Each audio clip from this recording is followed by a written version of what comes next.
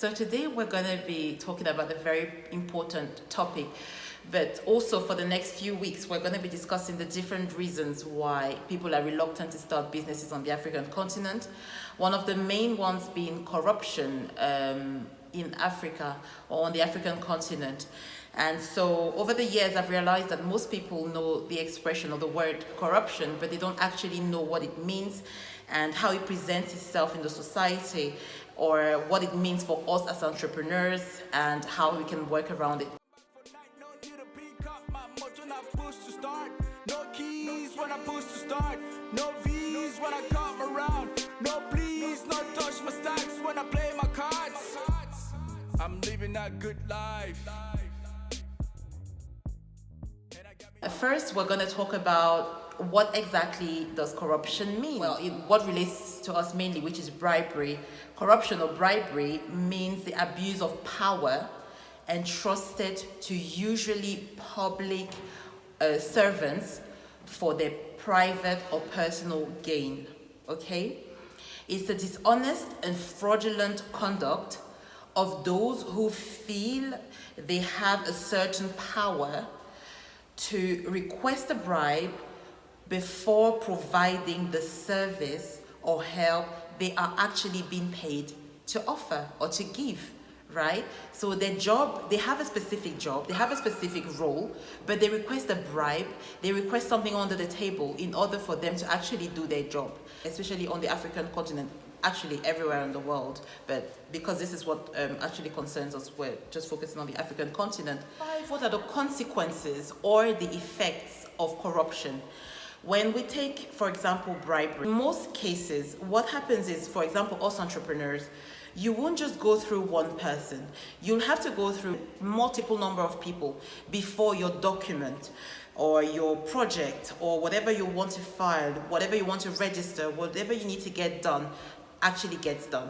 You'll have to go through to this ministry and to this person and to that officer and to this civil servant and so on and so forth. And every single office you go to, in most cases, you will be required to pay something under the table. You will be required to pay a form of bribe. For example, if you are bidding for a contract or if you want a contract, you have all the necessary credentials. You are actually the best person to be taken for that contract, but then you'll be asked to give something. If not, the contract will be passed on to your competition. And in most cases for entrepreneurs, they just give up and say, do you know what, I can't be bothered with this.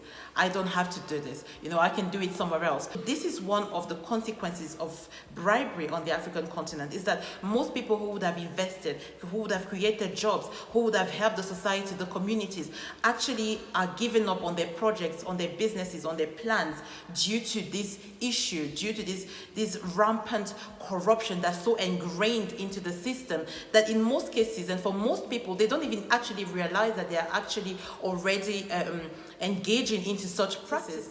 In some cases, even most people even expect it. It's become something normal. They expect to be asked to give a bribe. They expect to give something under the table, in order for the document to go faster or for things to happen a lot faster. And people who would have gotten a job, people who even had a job, would lose their job because of such issues. We talked about embezzlement, for example.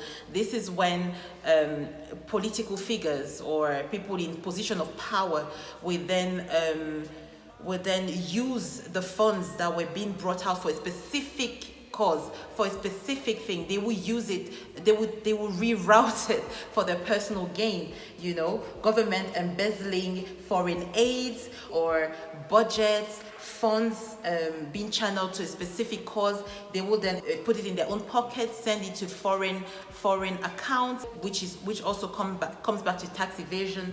And in so doing, we've got projects that are never realized. For example, roads. You can't do anything without good roads. It's very hard for a country to get developed, to be able to channel in a lot of resources, a lot of engagement from other countries, from other entrepreneurs, from businesses and so on, when you don't have the right infrastructures. And this is one of the huge issues that Africa has, is that we have all these projects, we have all these plans, but they never get done. And the reason is because the people in position of power, the people who are taking care of these issues, they embezzle the money, they rewrite reroute the money. They just disrupt the whole system. And you'll see at the beginning of the year, a country or a government will have all these plans for the year, but at the end of the year, nothing will be done. And we also talked about election fraud, which is also something terrible because it undermines democracy.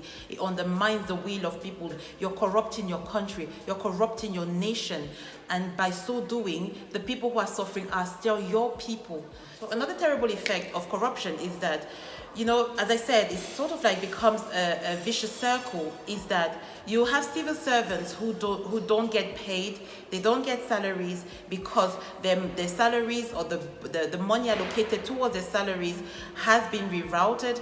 People have pocketed, embezzled the money, and so these people don't get paid. And so in return, in order for them to make money, they would also be asking for bribe. This affects our health system. This affects all levels of services, even our school, our education system. When teachers, professors are not being paid, then the service becomes poor. They either don't come to classes, they're on strike most of the time, or they simply give poor service to their students. And same thing in our hospitals. So at the level of the African Union and our governments, the different things that they're doing are that a lot of awareness is being raised. Discussions and sensitization programs are being held in most, if not all, our countries about corruption, how it presents itself, and how to avoid it, and how to call it out, actually. We've got sanctions and prosecutions. Most government officials are being prosecuted when caught engaging in such practice. A lot and most governments now have put in place anti-corruption systems. Reforms are being put in place as well, which is something really exciting. Stolen assets are being recovered in some countries, not others. We now have also ethic commissions in most ministries, in most offices, in most companies. You've got departments called ethic commissions. For us, with regards to us entrepreneurs, one of the main things that's been done by most governments is that they are reducing the number of people or offices or ministries you'll have to go through in order for you to have your documentation filed, or in order for you to have your registration done and whatever you need to do on a legal level. For example, Ghana, most of your documentation can be filed online. You can have all your registrations done online. By so doing, reducing the middlemen and the older ministries and people you have to go through in order for you to file your documents. With Cameroon, for example, there is an office called the CFCE, where it's for the registration of small to medium companies. So you can have all your documentation filed there. You don't need to go through all the ministry, different offices, different people. All your documentation can be filed over there. And that is happening with most governments. You can get it done online, or you have these one-stop shops where you can have everything done over there. So another solution as well is that most governments are using technology now in order to cut down the middlemen and to reduce corruption, which is really sad because most people are losing their jobs due to this effect, due to corruption, because computers are going to replace most of these jobs in order for governments to avoid losing money to corruption. So what can you as an individual do in order for you to, besides what our government's already doing, what can you do, or how can you go about doing business on the African continent without having to engage in such practices or being discouraged by such practices? Me personally, my number one is to remain, to stay on my beliefs. This is something that I think is terribly detrimental to our continent, and so I will not engage in such. So you have to stand your ground. You have to make it known that you are not going to engage in that. You have to let them know that you know your rights. You have to quote laws and rules and regulations that are anti-corruption. You have to let the person in front of you know that you are not going to engage in such. And yes, in most cases you might lose contracts. In most cases you might waste a lot of time due to this, but still continue. If one person person won't open their door to you because they expect bribery. There is a next person or another person or another person. And not everybody is corrupt. Not everybody engages in such. You will get to a point where you will meet someone who will be able to offer you the service or the help you require without requiring bribery. So you have to stick to what you believe in and who you are. If you are abroad and the country you would like to invest in is foreign to you, you could, number one, I always encourage people to go to their embassy. First of all, go to the embassy. Let's say you live in the UK and you like to do business in Senegal or in Nigeria or wherever. Go to the embassy of Nigeria in the UK or in London and take all the necessary information, learn as much as possible about the country you're going to invest in.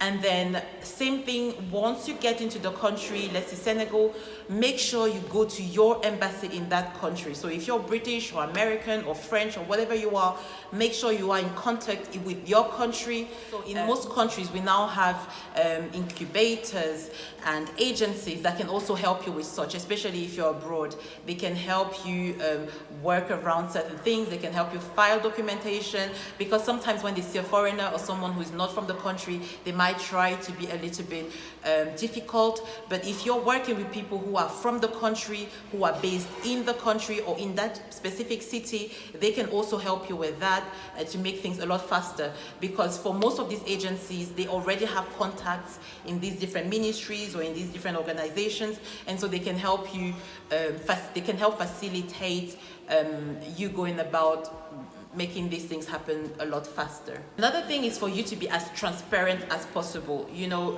in the US, they have something they call the FCPA, which means Foreign Corrupt Practice Act. And so we encourage people to always have a specific act, such act in their documentation. So when you're filing your company's documents and so on, always have an act that shows that you are anti-corruption, you do not engage in such, you work with the government, to root out these practices, and so on and so forth. And so the people working with you or who are going through your documents will see that this person, they are not into this stuff. They might make it hard for you just because, but still, they will know that you're not one of those people. They can't engage in such with you. So finally, what I'll say is be patient. Most of the times, the reason why we engage in such things is because we are impatient. We want things to go faster. We don't have time. We live abroad. We want money as soon as possible. This and this and that. I would say when you're going into the African continent, you have to be patient. If you're not patient, not only might you get duped, but also you might find yourself engaging in corruption and bribery without even you realizing you're already engaging in such. So be patient. Be very well informed about the rules, the regulations, the laws, and so on and so forth. Talk to the people living in the country or the specific city where you want to start your business. Make relations over there. Work with professionals. Work with agencies if you must. If you've got people in those countries who can help you, fine as well, fair enough. Work as well with those people. But be very well informed. Be very, very, very diligent in the way you do things. Be very observant. Work with your government as well in that country or representatives of your government. Be patient and stand your ground. Because once you've done it once, you will do it twice and 3 times. And at the end of the day, you might get tired. You will lose a lot of money. You will lose a lot of self-esteem. You will lose a lot of confidence. So do not engage in such practices, even for one moment. Stand your ground. And then at the end of the day, there will be a reward. I really do believe in that. I lost almost 3 years, in a country because of such. But that's because I didn't know a lot, And so I just stood my ground without knowing how or to go to another person. I just decided that I wasn't going to engage in it, and it did lose me a lot of time, but still I was able to get done what I needed to get done.